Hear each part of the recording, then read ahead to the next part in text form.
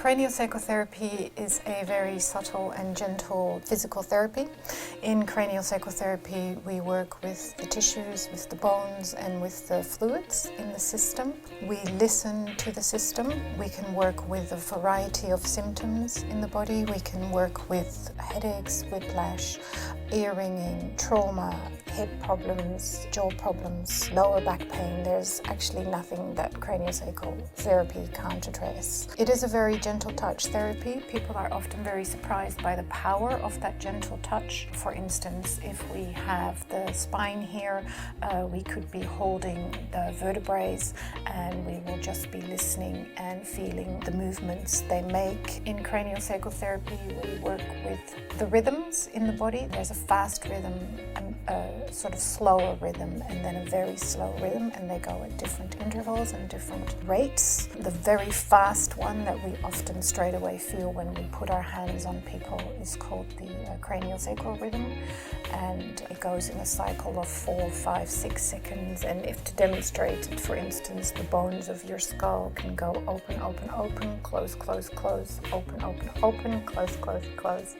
So that's what we're sort of listening for. And to demonstrate it more concretely, if you, for instance, have hip problems or lower back problems, or you have fallen down the stairs on your coccyx, we would put our hand on your sacrum and we would feel for the rhythm that your sacrum is making, and if it's like deviated to the side or if it is more posterior or anterior. These are all the things that we would be listening for, and then when we found what it's actually doing, we would try to encourage to come back into place so the body can align again and come back into balance.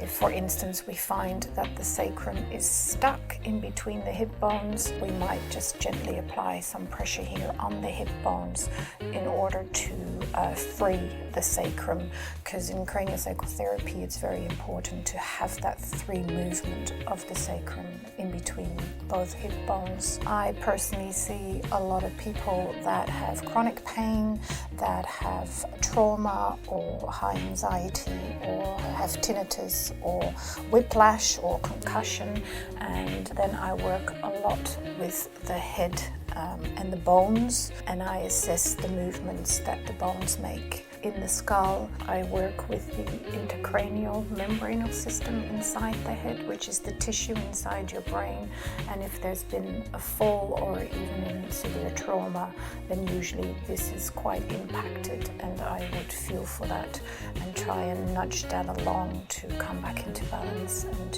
in alignment.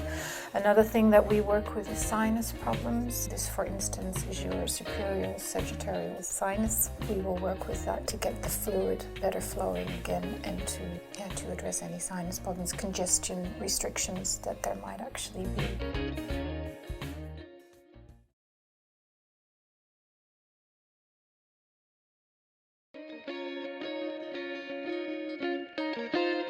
I am a big believer that most symptoms in the body, and the reason why we go and visit a doctor in the first place, is because of stress and tension in our body.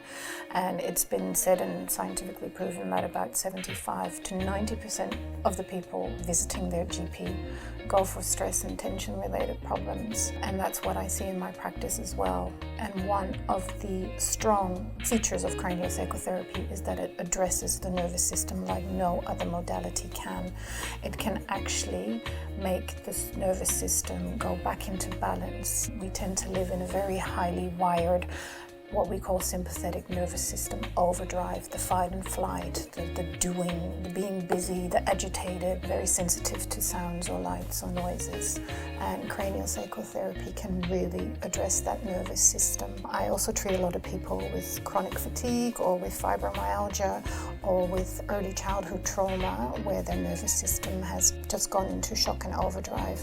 And in my opinion, in my humble opinion, you can't fix any chronic complex illness if you don't address the nervous system. So yes, you can take a pill for every symptom that you have, but you're not going to plug the hole if you don't address the nervous system, and that is the strong feature and benefit of craniosacral therapy. As we work with the central nervous system, we work with the nervous system, we work with the cranial nerves, we work with the very important vagus nerve that runs at the back of the skull here and goes on either side of the spinal cord down all the way into your digestive system.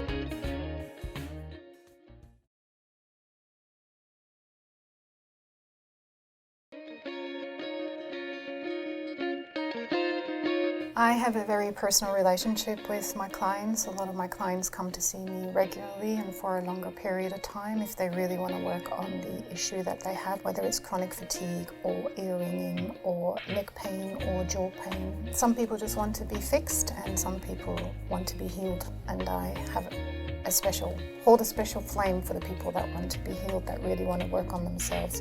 What drives them? What are their thoughts? What has happened to them in their lives? Basically, what has caused their body and their nervous system to derail and to deregulate, that has caused the symptom, whatever it is that there is. So we go on a very personal journey, and it is very immensely rewarding, and I absolutely love what I do, and I have found my passion in craniosacral therapy when I came across it by accident, as they say, but I think craniosacral therapy finds you when you are ready for it. We don't put any excessive pressure. It's healing from the inside out, and not because of an external pressure or force or technique being directed at you.